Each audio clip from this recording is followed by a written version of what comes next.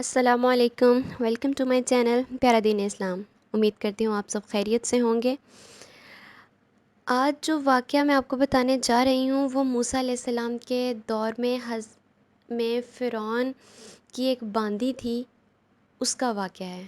واقعہ بتانے سے پہلے آپ میرے چینل پیارا دین اسلام کو لائک اور سبسکرائب کر دیں، ساتھ ہی ساتھ بیل آئیکن پر بھی کلک کر دیں تاکہ ایسے لیٹسٹ وظیفے، واقعات اور بہت ساری چیزیں آپ تک پہنچتی رہیں۔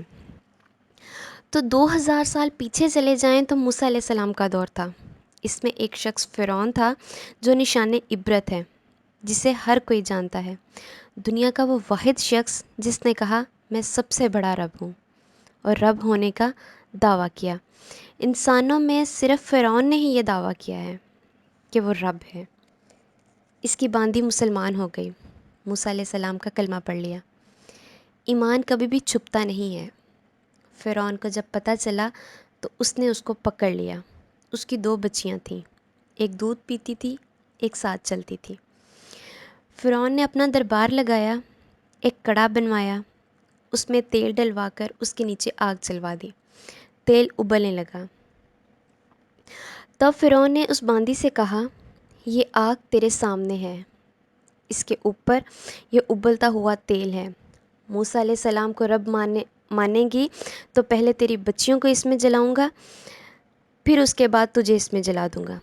اگر مجھے رب مانے گی تو تیرے گھر کو سونے چاندی سے بھر دوں گا۔ میں بتاتی چلوں کہ اللہ کو پا لینا تیری میری ہم سب کی معراج ہے، اور اللہ کو کھو دینا میری آپ کی ہم سب کی ہلاکت ہے۔ اللہ تعالیٰ نے اپنی محبت کو ماں سے تشبیہ دی ہے، باپ سے نہیں دی۔ تو سنیے اس نے فرعون کو کیا خوبصورت جواب دیا۔ کہنے لگی فرعون یہ تو میری 2 ہیں، میری 100 بھی ہوتی تو میں اللہ کی راہ میں قربان کر دیتی۔ تو کر تجھے جو کرنا ہے۔ فرعون کو بہت غصہ آیا، کہنے لگا اس کی بڑی بیٹی کو ڈال دو۔ تو انہوں نے اس کو یوں ٹانگوں سے الٹا پکڑا، وہ چیختی چلاتی رہی۔ ماں کے منہ سے ایک بول نکلتا تو اس کی بچی کی جان بچ جاتی۔ اس کا کیا تھا، گھر جا کر پھر یا تو توبہ کر لیتی، کہتی یا اللہ مجھے معاف کر دے، مجھ سے نافرمانی ہو گئی۔ ادھر بچی تیل میں جانے لگی، اماں اماں پکار رہی تھی۔ ماں نے تیل میں ڈوبتے ہوئے یوں بچی کو دیکھا اور پھر وہ ابھری جیسے مچھلی تیل میں ابھرتی ہے، جب وہ تل ہوتی ہے تو باہر آ جاتی ہے، اسی طرح بچی بھی اوپر آئی۔ ایک ہی لمحے میں اس کی جان چلی گئی، ایک آنسو کا قطرہ بھی نہ نکلا، اور اس نے اپنے دل کو یوں مضبوط کر لیا۔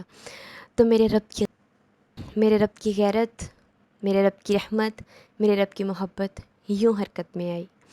اللہ نے ماں کی آنکھوں سے پردہ ہٹا دیا اور ماں نے اپنی بیٹی کی روح کو نکلتے دیکھا۔ بیٹی کہہ رہی ہے ماں جی ڈرنا نہیں، صبر کرو، جنت تیار ہے، جنت تیار ہے۔ دوسری بچی کو بھی جب ڈالا تو اس کو تو یہ بھی نہ پتہ تھا کہ ہونے کیا جا رہا ہے، اس کی ایک آہ بھی نہ نکلی، وہ بھی تیل میں تل ہو گئی۔ اس کی روح کو بھی نکلتے ماں نے یوں ہی دیکھا۔ اس نے بھی یہی کہا ماں جی تھوڑی دیر کا صبر، جنت تیار ہے، جنت تیار ہے۔ بہن بھائیو، اللہ کو پا لینا، اللہ کو پایا اس نے سب کچھ پا لیا، اور جس نے اللہ کو کھو دیا اس نے سب کچھ کھو دیا۔ جب عورت کو لے جایا گیا تو فرعون نے اپنی آنکھیں نیچے کی ہوئی تھیں، کہنے لگی میری بات مانو گے؟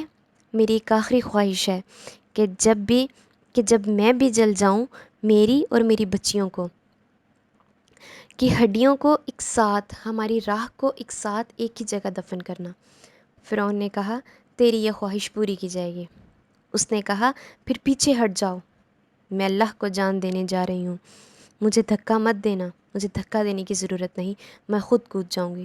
یہ کہہ کر وہ اللہ کو پیاری ہو گئی، سبحان اللہ۔ اور وعدے کے مطابق فرعون نے اس کی اور اس کی بیٹیوں کی ہڈیوں کو ایک ہی جگہ دفن کر دیا۔ 2000 سال بعد 2000 سال بعد موسیٰ علیہ السلام کے 2000 سال بعد جناب رسول اکرم صلی اللہ علیہ وسلم تشریف لائے۔ 40 سال کی عمر میں نبوت ملی، 50 سال کی عمر میں معراج ہوا۔ 2050 کے بعد میرے نبی حضرت محمد صلی اللہ علیہ وسلم کی سواری بیت المقدس پہ جا رہی ہے۔ جب بیت المقدس کے اوپر پہنچے تو مصر وہاں سے بہت قریب پڑتا ہے۔ جب وہ اترنے لگے تو حضرت محمد صلی اللہ علیہ وسلم نے کہا جبریل علیہ السلام، جنت کی خوشبو آ رہی ہے۔ جنت جبریل علیہ السلام بہت زیادہ پیاری اور بہت زیادہ خوشبو آ رہی ہے۔ جنت تو اوپر ہے، وہاں ابھی جانا ہے، پھر یہ خوشبو کیسی، کیوں اور کہاں سے آ رہی ہے؟ جبریل علیہ السلام نے عرض کیا، یا رسول اللہ کریم صلی اللہ علیہ وسلم، فرعون کی ایک باندی تھی جو اللہ سے سودا کر گئی، اپنی جان کا اور اپنی بچیوں کی جان کا۔ اس کی اور اس کی بچیوں کی ہڈیوں کو جہاں دفن کیا، جس دن سے دفن کیا، یہ اس دن سے لے کر آج تک جنت کی خوشبو وہاں سے آتی ہے اور قیامت تک آتی رہے گی۔ سبحان اللہ۔ اللہ پاک اپنے نام پر قربان ہونے والوں کی یوں قیمت لگاتا ہے، پہلے اپنی منزل طے کرو، پہلے اپنی منزل طے کرو، پہلے اپنی منزل طے کرو۔ مجھے اللہ کو پانا ہے، مجھے اس ذات سے سودا کرنا ہے۔ اللہ کی قسم، اللہ راضی ہے تو پھر موت سے بڑھ کر کوئی تحفہ نہیں، اس سے بڑھ کر کوئی خوبصورت پیغام نہیں، اور اگر اللہ ناراض ہے تو اس سے خوفناک کوئی پیغام نہیں۔ میری دعا ہے ہم سب صحیح معنوں میں اپنے رب کو پہچانیں اور اپنے رب کو پالیں، کیونکہ اسی میں نجات ہے۔ اللہ پاک میرے اور آپ کے ایمان کو مضبوط بنائے، آمین۔